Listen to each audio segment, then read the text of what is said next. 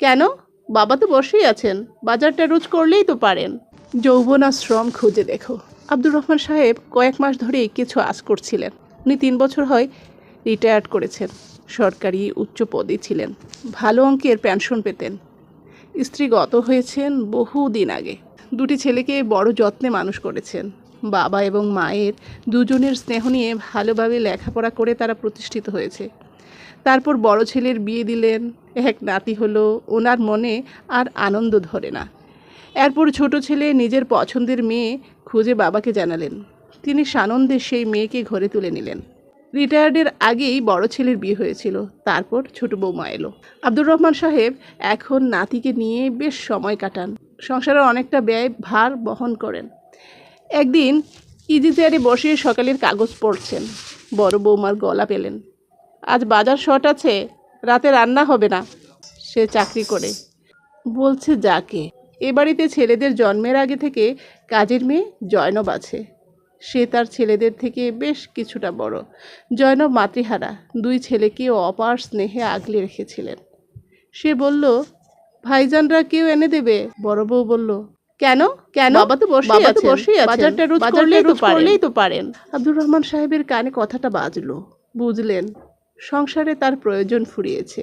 নিজের মনকে বললেন, মন তুই তৈরি থাক। তারপর থেকে বউদের নানা আচরণে তার প্রতি বিরূপতা প্রকাশ পেতে থাকলো। একদিন সকালে বড় ছেলে রাগন্ত গলায় বউকে বলছে, আমার শার্টটা লন্ড্রি থেকে আনা হয়নি কেন? বড় বউ বলল, না, যাবার সময় হয়নি। বাবা একটু আনতে পারলো না? সারাদিন তো বসেই থাকেন। আব্দুর রহমান সাহেবের কানে গেল, ভাবলেন যোগ ধর্ম। এরপর একদিন এক ছুটির দিনে সকালে ব্রেকফাস্ট টেবিলে এসে দেখলেন সবাই আগে ভাগেই উপস্থিত। জয়নব প্লেটে গরম লুচি, আলু ভাজি আর সন্দেশ পরিবেশন করছেন। বড় ছেলে বলল, বাবা একটা কথা ছিল। আব্দুর রহমান সাহেব বুঝলেন এরা সকলে মিলে কিছু প্ল্যান করেছেন। বললেন, বলো। বড় ছেলে বলল, জানো বাবা, কাল অফিসের কাজে গাজীপুর গিয়েছিলাম। কাজের ফাঁকে সময় পেয়ে ওখানকার দর্শনীয় জায়গাগুলো দেখতে বেরিয়েছিলাম।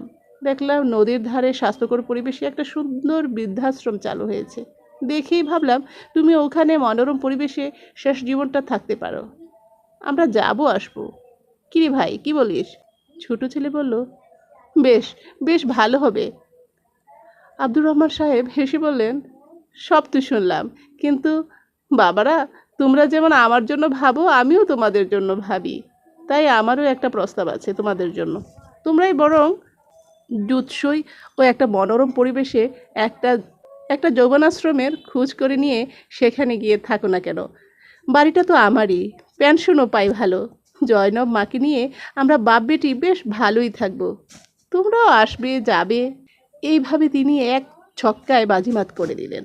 জয়নবকে বললেন, জয়নব মা, লুচিগুলো ঠান্ডা হয়ে গেল, গরম গরম নিয়ে আয় তো।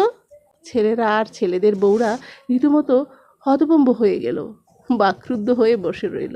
দিনকাল পাল্টাইছে, তাই যোগ্য জবাব দেওয়ার জন্য তৈরি থাকা উচিত। তা না হলে ভবিষ্যতে বড় বিপদে পড়তে হবে।